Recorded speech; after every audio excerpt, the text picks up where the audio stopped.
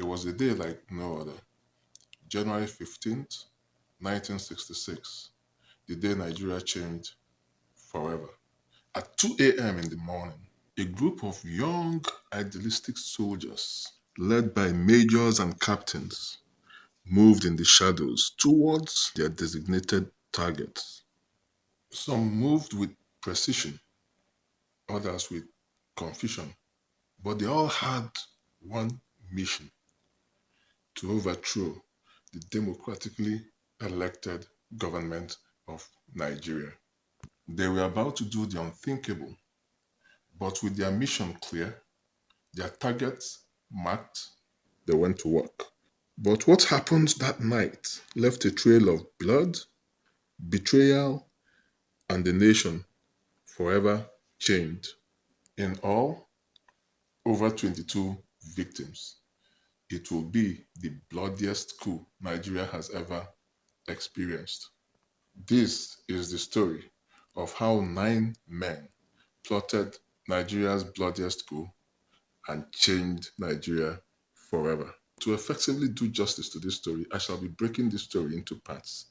And in the first part, which is this part, we shall be meeting the coup plotters and we shall see their roles and targets and how they went about executing their plans. So in 1966, Nigeria was still a young country that had just gained independence in 1960 and was brimming with hope.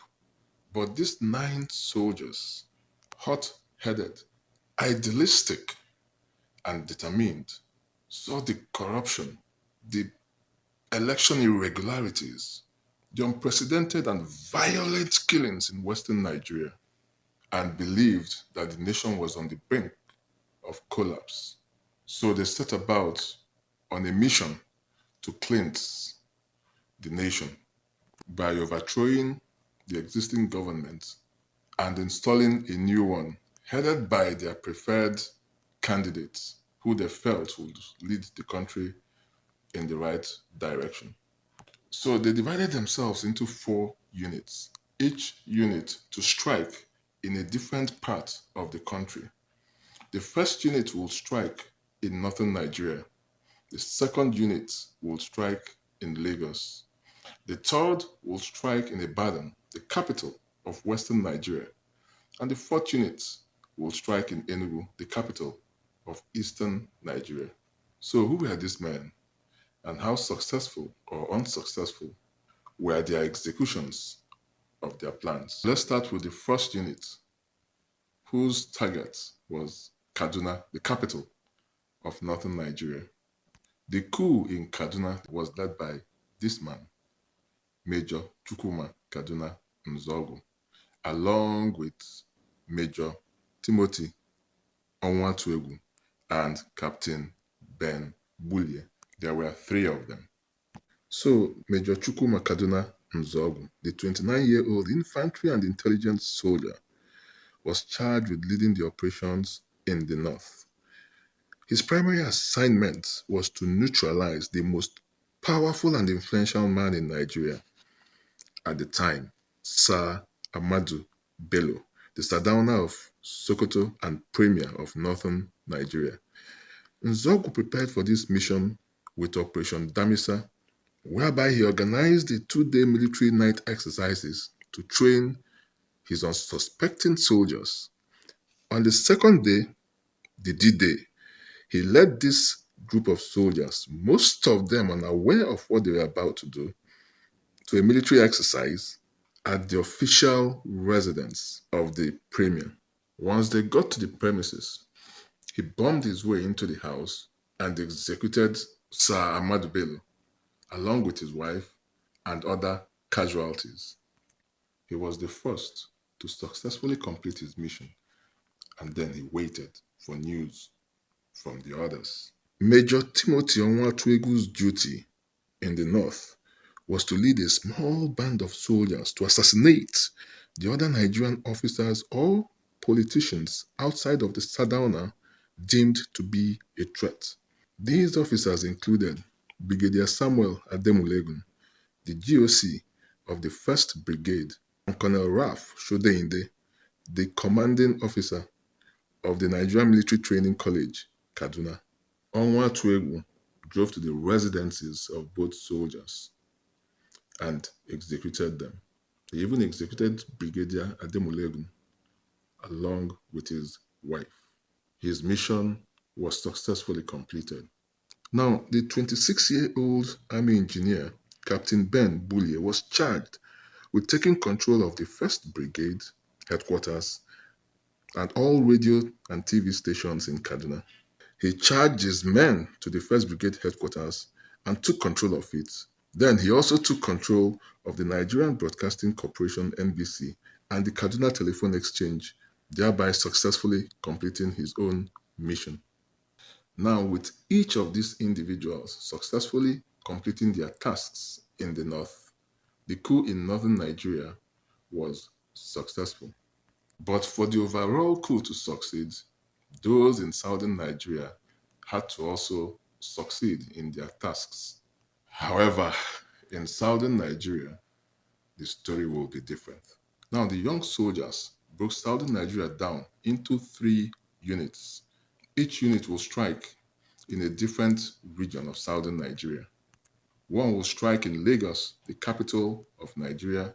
One will strike in Ibadan, the capital of western Nigeria, and the other in Enugu, the capital of eastern Nigeria.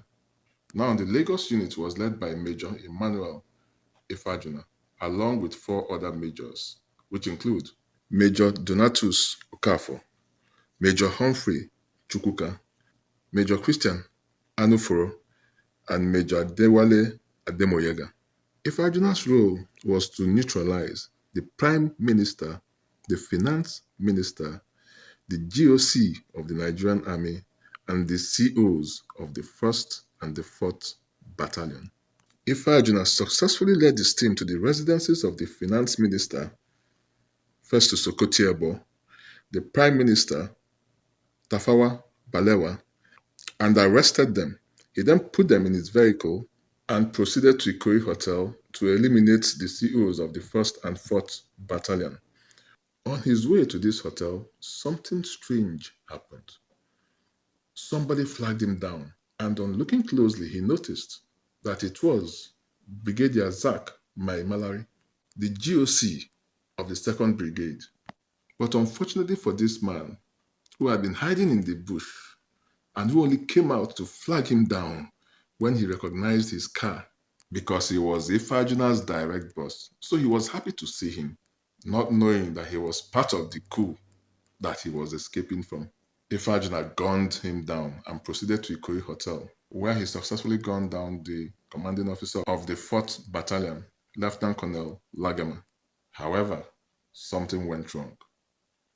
Lieutenant Colonel David Ejo, the commanding officer of the 1st Battalion, was nowhere to be found.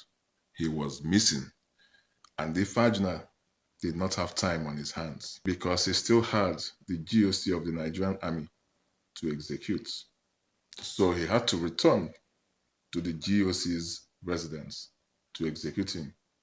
And unfortunately for him again, the GOC was nowhere to be seen.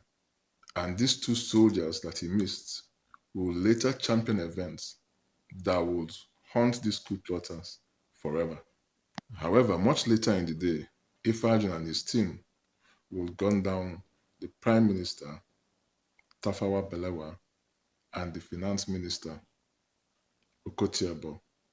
Next is Major Donatus Okafor. Now, this infantry soldier's role was to assassinate the commander of the 2nd Brigade, Brigadier Zachariah Mai Malari. But when Okafor led his team to his residence, Mai Malari, who had been tipped off earlier on, had escaped from the house. He had escaped into the streets and went into hiding, only to come out when he saw Ifajuna's vehicle, and we know what happened to him. Next was Major Humphrey Chukwuka. Chukwuka's role was to neutralize his direct boss and helper, Lieutenant Colonel James Pam, Nigerian Army's Adjutant General. Now, Chukwuka was the Deputy Adjutant General, and he had a very cordial relation with his boss. In fact, he was family friends with his boss. He knew his wife and children very well, and he moved in and out of his house as he pleased. So when he led his team to the Koyi residence of Pam's house, he could not bring himself to shoot him. So he arrested Pam and then went on to assure his wife and actually guarantee her that her husband would be safe. He then took the arrested Pam to the officers' mess, which is kind of their situation room, against the initial plan of executing him. Next is Major Christian Anuforo. Now, the 28-year-old Anuforo is reputed to be the most brutal of all of them. He was charged with the elimination of the Army Chief of Staff, Lieutenant Colonel Unewe, the Quartermaster General, and he led his team to the residences of Colonel Kor Mohammed and Lieutenant Colonel Unewe and shot them dead. He arrested the Finance Minister, Okotiebo, and brought him back to the officers' mess, which, is kind of their situation room. And there he saw the Adjutant General, James Pam, who had been penciled out for elimination. He then asked Major Chukwuka what Pam was doing here, alive. And Chukwuka told him that he could not bring himself to spill blood and that he would not spill blood. Anufuro then chided him for leaving Pam alive and brought out his gun and gunned down the Adjutant General himself. And finally in Lagos was Major Adewale Ademoyega. This 32-year-old infantry soldier's role was simply to broadcast to the nation the success of the coup and what they want from Nigerians. To achieve this, he led his team to set up roadblocks and to occupy strategic locations in Lagos, including the control room of the police headquarters, the Lion Building, and the Nigerian Communication Building, Lagos. Then he waited for the news from the other coup plotters so that he will then proceed to make the announcement. But unknown to him, Ironsi, who had escaped his assassination, had begun to set in motion actions that will thwart their plans. So the coup in Lagos had problems.